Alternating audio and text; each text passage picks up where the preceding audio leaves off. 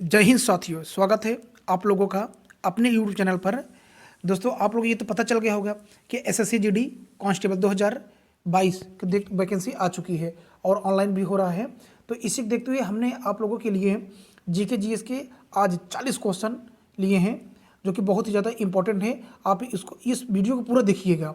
अगर आप कहीं भी स्किप करते छोड़ देते हैं तो आप बहुत बड़ी गलती कर रहे हैं।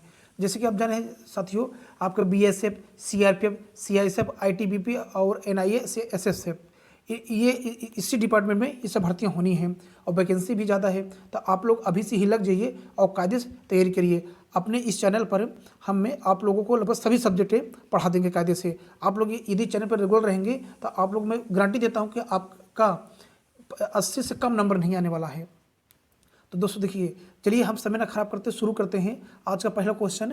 इसके बाद हम आप लोगों की हिंदी, मैथ जो भी हैं, आपके जितने भी सब्जेक्ट बनते हैं वो सभी हम आप लोगों के लिए लेके आएंगे। और एक बात और हम आप लोग बता दे रहे हैं, इससे इस बार आपका सिलेबस में और पैटर्न में बदलाव हुआ है। जैसे कि मैथ इस बार 20 नंबर पूछेगा और रीजनिंग भी 20 पूछेगा। और उसके बाद क्या कहते हैं, आपकी जो जीके जीएस और करंट अफेयर है, इनको भी मिला कितना है, सब 20 नंबर है। उसके बाद हिंदी इंग्लिश, आपको जो हिंदी है और इंग्लिश है ये आपको ऑप्शनल, आप हिंदी भी ले सकते हैं और इंग्लिश भी ले सकते हैं, ये भी 20 नंबर का रहेगा। उसके बाद एक क्वेश्चन आपका कितने नंबर का रहेगा, 2 नंबर का रहेगा। हाँ, इस एक बात और बता दे रहे हैं, इसमें नेगेटिव मार्किंग है 1/2 अर्थात आधा। और टोटल आपको जो बनेगा नंबर बनेगा 160 बनेगा। कितना बनेगा, 160 है। तो देखिए आप यानी कि टोटल क्वेश्चन कितने हो जाएंगे आपके, 160 है। क्योंकि देखिए एक क्वेश्चन तो आप कितने रहेंगे, देखिए 80 क्वेश्चन रहेगा, लेकिन टोटल नंबर कितना बन जाएगा आपका, 160 है। और टाइमिंग आपकी कितनी रहेगी, 1 घंटे की टाइमिंग आपकी रहेगी। यानी कि आपको बहुत जल्दी जल्दी, यानी कि 1 घंटे के अंदर 20 क्वेश्चन को आपको अटेम्प्ट करना है। यानी कि पूरे 80 क्वेश्चन के 1 घंटे के अंदर आपको निपटाना है। यानी कि आपकी जो एक्यूरेसी भी बहुत अच्छी होनी चाहिए और स्पीड भी बहुत अच्छी आपकी अच्छी होनी चाहिए। तो चलिए साथियों, अब समय ना खराब करते हुए हम लोग अपने क्वेश्चन की ओर चलते हैं। देखिए आपको क्वेश्चन, आपसे पहला क्वेश्चन आपसे क्या कह रहा है, आपसे कह रहा है कि डैश दिया, एक राष्ट्र की अपने नागरिकों की जीवन स्तर पर सुधारने की क्षमता को दर्शाता है। एक राष्ट्र की अपने नागरिकों के जीवन स्तर को सुधारने की क्षमता को दर्शाता है। तो देखिए आपका ऑप्शन यहाँ पर क्या है, 4 ऑप्शन आपको दिया है। तो आपका क्या हो जाएगा, इसमें से आपका ऑप्शन है 2 बिल्कुल सही हो जाएगा। राष्ट्रीय विकास को, किसको, राष्ट्रीय विकास को। साथियों या बच्चों, मैं क्वेश्चन को फिर से पढ़ दे रहा हूँ। एक राष्ट्र के अपने नागरिकों के जीवन स्तर को सुधारने की क्षमता को दर्शाता है। तो आपका उत्तर क्या होगा, राष्ट्रीय विकास, अर्थात ऑप्शन बी आपका बिल्कुल सही हो जाएगा। आइए अगले क्वेश्चन को चलते हैं। देखिए अगला क्वेश्चन आपसे क्या कह रहा है, कह रहा है कि भारतीय संविधान में कितने भाग हैं। तो भारतीय संविधान में कुल कितने भाग हैं ये वर्तमान टाइम पे, तो कितने हो गए, अभी 25 हो गए। कितने हो गए, 25। ऑप्शन ए आपके बिल्कुल सही हो जाएगा।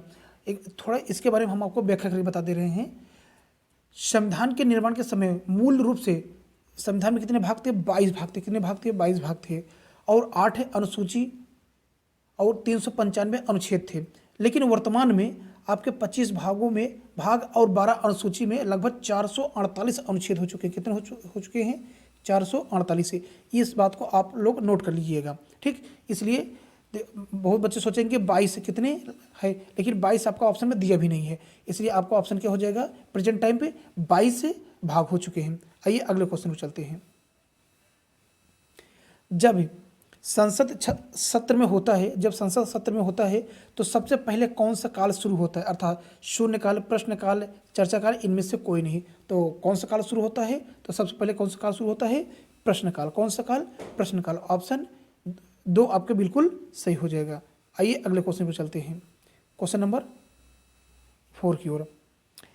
चोल शिलालेख में उल्लेखित निम्नलिखित भूमि की श्रेणियों में से कौन सा सही ढंग से नहीं जोड़ा गया है। यानी कि आपको इसमें बताना है कौन सा सही जोड़ा नहीं गया है।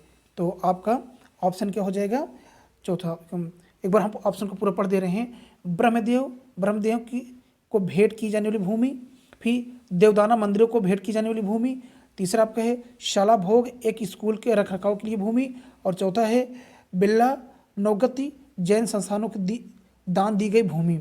तो आपका ऑप्शन 4 बिल्कुल सही हो जाएगा, अर्थात ऑप्शन डी। क्वेश्चन फिर से पढ़िए आप। चोल शिलालेखों में उल्लेखित निम्नलिखित भूमि की श्रेणियों में से कौन सा सही ढंग से नहीं जोड़ा गया है? तो कौन सा नहीं जोड़ा गया है? बिरला नवगति जैन संस्थानों को दान दी गई भूमि को। आइए अगले क्वेश्चन को चलते हैं। क्वेश्चन नंबर 5 है, किस विधेयक में प्रावधान दिया गया है कि भारतीय न्यायाधीश भी यूरोपियन व्यक्तियों पर मुकदमे चला सकते हैं, ताकि भारत में काम करने वाले अंग्रेज और भारतीय न्यायाधीशों के बीच समानता स्थापित की जा सके? तो आपका ऑप्शन क्या है, एक बार देख लीजिए आप लोग। तो आपका ऑप्शन है, पहला है vernacular press act, Ilbert bill, और तीसरा आपका भारत सरकार अधिनियम 1858, और चौथा छाप अधिनियम। तो आपका ऑप्शन कौन सा हो जाएगा? आपका ऑप्शन है इल्बर्ट बिल ऑप्शन, अर्थात बी या तो 2 आपका बिल्कुल सही हो जाएगा। आइए अगले क्वेश्चन को चलते हैं हम लोग। चंगेज खान किस जनजाति का शासक था? साक, मंगोल, स्खीती, इनमें से कोई नहीं। तो किस जनजाति का शासक था? स्खीती। सॉरी, ये आपको देखिए ऑप्शन आपको आगे पीछे कर दिया बेवकूफ़ बनाने के लिए, 1 2 3 4। तो आपका ऑप्शन है क्या होगा? मंगोल। देखिए हमसे देखिए मिस्टेक हो गया, तो आपको ध्यान रखना कि आपके नंबरिंग आगे पीछे कर सकता है, लेकिन आपका क्या होगा? ऑप्शन ई, इसको बी माना जाएगा, अर्थात 2 माना जाएगा। ठीक, इसलिए आपका क्या हो गया? मंगोल बिल्कुल सही होगा। आइए अगले क्वेश्चन की ओर। सहारा रेगिस्तान किस महाद्वीप में स्थित है? तो किस महाद्वीप में? अफ्रीका महाद्वीप, दक्षिणी अमेरिका, उत्तरी अमेरिका और एशिया महाद्वीप है। तो आपका ऑप्शन क्या हो जाएगा? अफ्रीका महाद्वीप है। ऑप्शन ए आपका बिल्कुल सही हो जाएगा। अफ्रीका महाद्वीप के शीर्ष भाग में रेगिस्तान है, और सहारा रेगिस्तान दुनिया के सबसे गर्म रेगिस्तान उत्तरी अफ्रीका में स्थित है। क्वेश्चन नंबर 8, महाद्वीपीय संहिता में प्रॉपर्टी के मुख्य खनिज घटक क्या है? सिल्क तथा मैग्नीशियम तथा एल्यूमिना, सिलिका तथा एल्यूमिना, और निकेल तथा लोहा। तो आपका ऑप्शन क्या हो जाएगा? तीसरा, सिलिका तथा एल्यूमिना। ऑप्शन है सी आपके बिल्कुल सही हो जाएगा, अर्थात तीसरा ऑप्शन आपके बिल्कुल सही होगा। आइए अगले क्वेश्चन को चलते हैं हम लोग। विटामिन बी की कमी से कौन सा रोग होता है, ये पूछ रहा है। तो विटामिन बी, तो बी से क्या हो जाएगा? बेरी। क्या हो जाएगा? बेरी। ऑप्शन ए आपके बिल्कुल सही होगा। आइए अगले क्वेश्चन की ओर। अवतल दर्पण द्वारा बना प्रतिबिंब वस्तु डेडे से, मतलब सदैव छोटा होता है, सदैव बड़ा होता है, सदैव बराबर होता है, छोटा या बड़ा हो सकता है। तो आपका ऑप्शन क्या हो जाएगा? छोटा या बड़ा हो सकता है, अर्थात ऑप्शन 4 आपका बिल्कुल सही होगा बच्चों। आइए क्वेश्चन नंबर 11 की ओर चलते हैं। कंप्यूटर शब्दावली में एक बग क्या है? बग क्या है? तो बग क्या है? कंप्यूटर प्रोग्राम में त्रुटि। किसमें त्रुटि? कंप्यूटर प्रोग्रामिंग जो होती है उसमें जो एरर आता है उसे क्या बोला जाता है? बग बोला जाता है। ऑप्शन दूसरा आपके बिल्कुल सही हो जाएगा। लोहे को जिंक की परत के द्वारा संरक्षित करने की प्रक्रिया क्या कहलाती है? शमन, गैल्वेनीकरण, जंग लगना, धातु कर्म। तो क्या कहलाता है? गैल्वेनीकरण। ऑप्शन दूसरा आपका बिल्कुल सही हो जाएगा। साथियों आप लोगों की रिक्वेस्ट है, यदि आप चैनल पर नए हैं तो प्लीज़ चैनल को क्या करिए? सब्सक्राइब कीजिए, और ज़्यादा से ज़्यादा अपने यार दोस्तों में शेयर करिए, और वीडियो को लाइक कीजिए। आइए हम लोग चलते हैं अपने अगले क्वेश्चन की ओर। देखिए अगला क्वेश्चन आपसे क्या कह रहा है? कह रहा है कि निम्नलिखित में से ओजोन के संबंध में कौन सा कथन सत्य नहीं है? ओजोन विषैला होता है, ओजोन पृथ्वी की सतह के निकट स्थिर होता है, ओजोन सूर्य से आने वाले हानिकारक विकिरणों से अवशोषित करता है, ओजोन का सूत्र O3 है। ये O3 लिखा है साथियों। तो आपको बताना है इनमें से कौन सा कथन सत्य नहीं है। तो इसमें से सत्य कौन सा नहीं है? तो इसमें सत्य आपका ये ऑप्शन दूसरा बिल्कुल आपका सही हो जाएगा। ओजोन पृथ्वी की सतह के निकट स्थिर होता है, ये आपका गलत है। बाकी तीनों बातें आपका फर्स्ट, थर्ड और फोर्थ बिल्कुल सही है। आइए अगले क्वेश्चन की ओर। निम्नलिखित में से कौन सा वेब पोर्टल घरेलू कोयले के उपयोग में लचीलेपन की सुविधा के लिए है? ग्रीन एनर्जी कॉरिडोर, पेस्को, कोयला मित्र, सूर्य मित्रा। तो आपका ऑप्शन क्या हो जाएगा? ऑप्शन आपका बिल्कुल कौन सा हो जाएगा?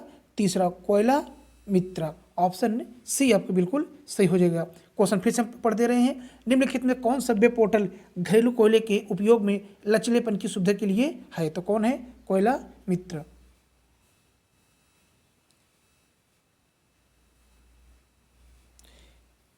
रक्त समूहों की खोज किसने की थी? तो कार्ल लैंडस्टीनर ने, जोसेफ मेनियर ने, विलियम केली ने और विलियम स्टर्जन ने। तो कौन किया था? तो इनका नाम है कार्ल लैंडस्टीनर। ऑप्शन ए आपके बिल्कुल सही हो जाएगा। चलिए अगले क्वेश्चन को चलते हैं हम लोग। मनप्रीत सिंह किस खेल से जुड़े हुए हैं? तो किस खेल से हैं? हॉकी से। ऑप्शन ए आपके बिल्कुल सही होगा। कोल्लम किस राज्य का पारंपरिक लोक कला है? कोल्लम, क्या कह रहा है? कोल्लम। तो ये किस राज्य का है? ये राज्य का नाम है केरल। ऑप्शन फोर्थ आपके बिल्कुल सही हो जाएगा। आइए, निम्नलिखित में से कौन वस्तुओं को स्पष्ट रूप से देखने के लिए नियोजित किया जाता है जो बाधा के कारण प्रत्यक्ष रूप से नहीं देखे जा सकते हैं? अर्थात लेजर, सोनार, बहुरूपदर्शक और पेरिस्कोप। तो आपका ऑप्शन बिल्कुल सही। कौन सा? चौथा, पेरिस्कोप। पेरिस्कोप, देखिए थोड़ा पेरिस्कोप के बारे में बता दे रहे हैं आपको। पेरिस्कोप एक प्रकाशिक यंत्र है जिसके द्वारा प्रेक्षक छिपे रहकर भी अपने चारों ओर के वातावरण को आसानी से देख सकता है। जैसे इसका उपयोग जो होता है पनडुब्बी में, युद्धपोत में, क्रूजर युद्ध क्षेत्र में छिपे सैनिकों के द्वारा अपने तोपखाने के तोपची अफसर द्वारा लक्ष्य को देखने और शत्रु की गतिविधि का ज्ञान करने के लिए होता है। किसका काम? पेरिस्कोप का। ऑप्शन फोर्थ आपके बिल्कुल सही होगा। ओलिवर ट्विस्ट नामक पुस्तक के लेखक कौन हैं? तो उनका क्या नाम है? ओलिवर ट्विस्ट नामक पुस्तक के लेखक क्या नाम है? तो उनका नाम है Charles Dickens. Charles Dickens. Option दूसरा आपका बिल्कुल सही हो जाएगा बच्चों। आइए अगले क्वेश्चन की ओर। एक साइकिल की गति में क्या परिवर्तन होगा जब वह किसी खुरदरी सतह पर चलती है? अर्थात वृद्धि होगी, कमी होगी, स्थिर रहती है, इनमें से कोई नहीं। तो कौन सा ऑप्शन हो जाएगा? क्या होगा? उसकी गति में क्या हो जाएगी? कमी आ जाएगी। क्वेश्चन को फिर सुनिए। एक साइकिल की गति में क्या परिवर्तन होगा जब वह किसी खुरदरी सतह पर चलती है? तो क्या हो जाएगा? उसकी चाल में क्या आ जाएगी? कमी आ जाएगी। थोड़ा सा इसके बारे में हम आपको बता दे रहे हैं। एक साइकिल की गति कम हो जाती है जब वह किसी ऊबड़ खाबड़ वाली सतहों पर चलता है, क्योंकि ऊबड़ खाबड़ वाली सतहों की तुलना में चिकनी सतहों का घर्षण बल कम होता है। आइए हम लोग अपने अगले क्वेश्चन पर चलते हैं। तो आपका 21 नंबर क्वेश्चन आपसे क्या कह रहा है? कह रहा है कि अर्थशास्त्र में हाथ कच्चा माल तथा धन जिसका उपयोग उत्पादन में किया जाता है उन्हें कहा जाता है। तो उन्हें क्या कहा जाता है?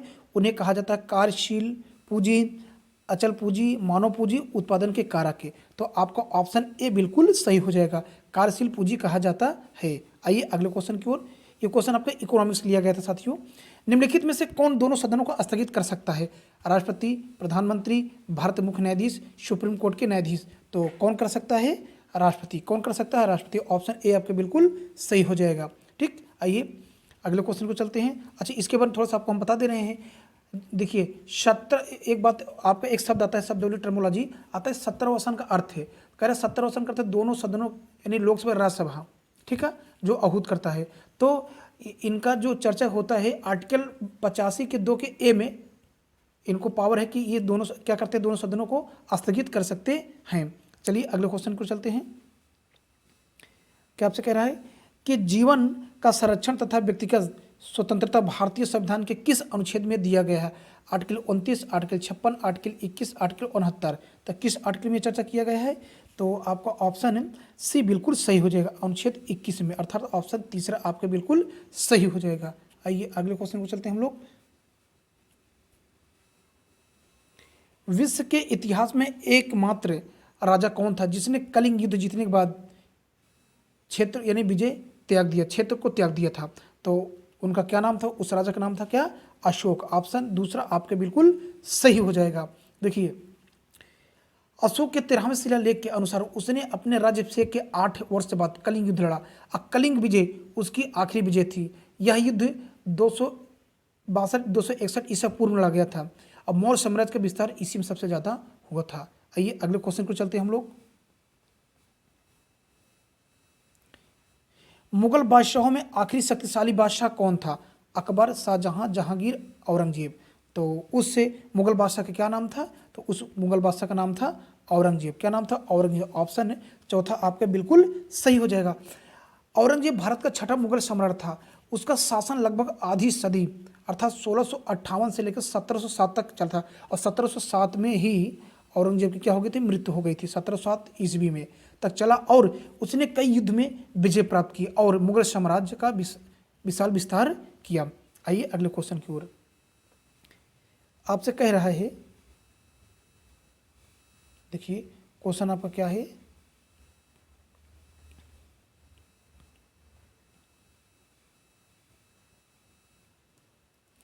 एक जल संधि क्या है, एक जल संधि क्या है।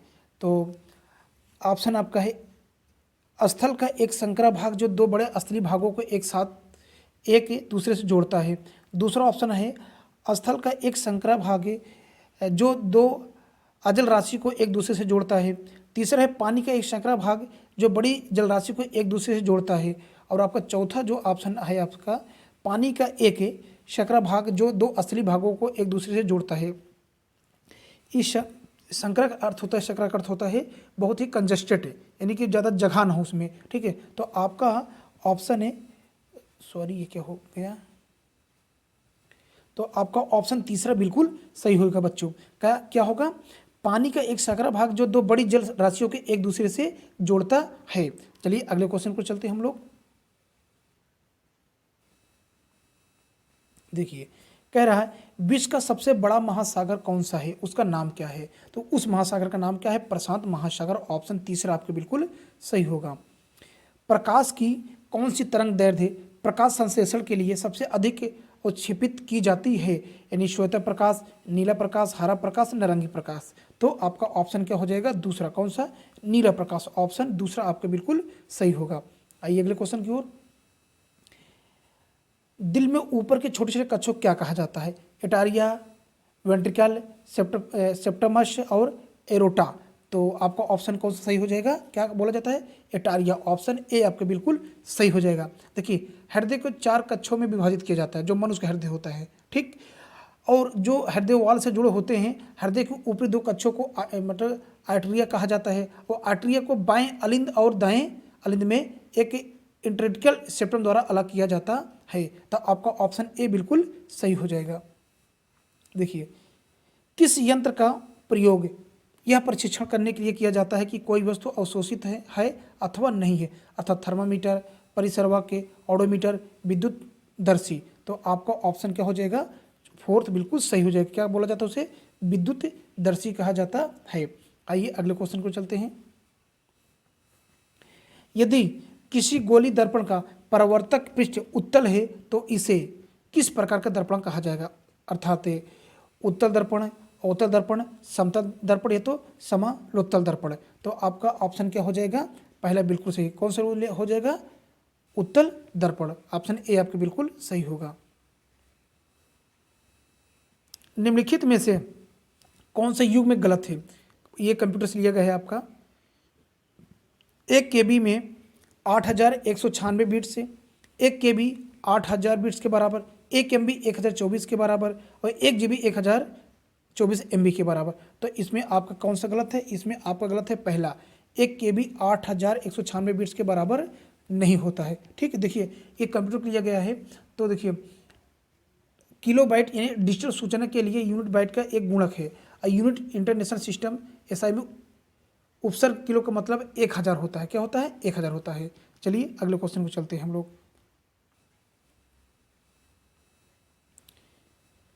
धातुएं सामान्यतः निर्मित होती हैं किससे, क्षारीय ऑक्साइड से, अम्लीय ऑक्साइड से, उदासीन ऑक्साइड से और समतल कहते हैं, ठीक। तो देखिए इसमें ऑप्शन में कुछ हेरफेर हो गया है, तो लेकिन मैं आपको बिल्कुल सही आंसर बता दे रहा हूँ। धातुएं क्या होती हैं, एक सामान्यतः किससे निर्मित होती हैं, क्षारीय ऑक्साइड से निर्मित होती हैं, ठीक। देखिए एक मूल ऑक्साइड एक ऐसा ऑक्साइड है जो अम्लीय ऑक्साइड के विरुद्ध में मूल गुण प्रदर्शित करता है और यह एक आधार बनाने के लिए पानी के साथ प्रतिक्रिया करता है। यह नमक और पानी बनाने के लिए एसिड के साथ प्रतिक्रिया करता है। यह धातुओं के साथ ऑक्सीजन से प्रतिक्रिया करके गठित किया जाता है, ठीक। आइए अगले क्वेश्चन की ओर। इलेक्ट्रॉन का आपसे क्या कह रहा है, इलेक्ट्रॉन का पूर्ण प्रभाव होता है तो कितना होता है, आपसे ये पूछा है। तो ये कितना होता है, तो इलेक्ट्रॉन एक ऋणात्मक चार्ज कण है जिसमें 1.6 × 10⁻⁻⁹ कूलाम में होता है। तो इसलिए आपका ऑप्शन कौन सा हो जाएगा, ऑप्शन आपका तीसरा बिल्कुल सही हो जाएगा। होना कैसे, थोड़ी ये जो पावर है -19 ऊपर लगना चाहिए, तो इसमें टाइपिंग मिस्टेक हुई है, ऐसे होना चाहिए इसको इस टाइप में। तो ये तो सामने से दिखाई पड़ रहा है, लेकिन मैं आपको बता दिया हूँ क्या होगा, 1.6 × 10⁻⁻19 कूलाम में एक इलेक्ट्रॉन की वैल्यू होती है या आवेश होता है। क्वेश्चन नंबर 35, लाल गर्म कोक पर भाप को छोड़ने पर किस गैस का उत्पादन होता है, अर्थात CO2 का होता है ऐसे, कि NO2 CO को, कि NO3 का, कि SO2, जो कॉमन लग है बच्चों ये गलत है, मैं आपको सही बता दे रहा हूँ। ये होगा आपका NO3, ये होगा आपका SO2। तो आपका ऑप्शन क्या हो जाएगा, CO, ऑप्शन दूसरा आपका बिल्कुल सही हो जाएगा। जल गैस कार्बन मोनोऑक्साइड और हाइड्रोजन का मिश्रण होता है। जब भाप लाल गर्म कोक पर प्रवाहित की जाती है तो इससे बनने में जल के प्रयोग के कारण इसे जल गैस का नाम दिया जाता है। आइए अगले क्वेश्चन की ओर। DNA का दोहरी पेचदार संरचना की खोज किसने की थी, तो किसने किया था, आपका ऑप्शन तीसरा जेम्स वाटसन एवं फ्रांस के क्रिक, यानी कि जेम्स यानी क्रिक ने किया था। DNA के डबल जो संरचना होती है उसकी खोज है। आइए अगले क्वेश्चन पर चलते हैं। भारत का कौन सा पड़ोसी देश है बर्मा के नाम से भी जाना जाता है, तो उसका क्या नाम है आपका, म्यांमार, ऑप्शन ए आपके बिल्कुल सही हो जाएगा। बगीचे देश का उदाहरण है, अर्थात प्राकृतिक परिस्थिति का तंत्र का, कृत्रिम परिस्थितिकी तंत्र का, अपरिस्थितिकी का, या तो वातावरण का। तो आपका ऑप्शन क्या हो जाएगा बिल्कुल सही, ऑप्शन दूसरा भी आपके बिल्कुल सही हो जाएगा, कृत्रिम परिस्थितिकी तंत्र का। बगीचे किसका एग्जाम्पल है, कृत्रिम परिस्थितिकी तंत्र का। आइए अगले क्वेश्चन को चलते हैं हम लोग। मैन ईस्टर्स ऑफ कुमान नामक पुस्तक के लेखक कौन है, अर्थात थॉमस मान, रोमन रोलैंड, जिम कार्बेट, या तो फिलिप रोथ। तो आपका ऑप्शन तीसरा बिल्कुल सही हो जाएगा, Jim Corbett, man eaters of Kumaon. चलिए अपने हम लोग लास्ट क्वेश्चन की ओर चलते हैं। ठीक, देखिए एकल तार टेलीग्राफ का आविष्कार किसने किया था, तो ये इसका मतलब कौन किए थे, सैमुअल मोर्स ने। इसमें कहाँ है आपका, हाँ, ऑप्शन तीसरा आपका बिल्कुल सही हो जाएगा। कौन, एकल तार टेलीग्राफ खोज या आविष्कार किसने किया था, तो कौन किया था, सैमुअल मोर्स ने किया था। तो देखिए साथियों, इस तरीके से हमने आप लोगों को 40 क्वेश्चन, जो कि बहुत ही महत्वपूर्ण क्वेश्चन लेके आए हैं। हम बहुत सारे क्वेश्चन की व्याख्या ठीक से नहीं कर पाए हैं, लेकिन अगले वीडियो में हम पूरा प्रयास करेंगे कि आपको हम अच्छी तरीके से एक्सप्लेन करके एक एक क्वेश्चन के बारे में कायदे से बता दें। तो साथियों, आप लोगों को रिक्वेस्ट है कि यदि आप हमारे चैनल पर नए हैं तो चैनल को प्लीज़ सब्सक्राइब कर लीजिए और ज़्यादा से ज़्यादा वीडियो क्या करिए, शेयर कीजिए। ठीक साथियों, तो साथियों हमारे इस वीडियो को देखने के लिए धन्यवाद।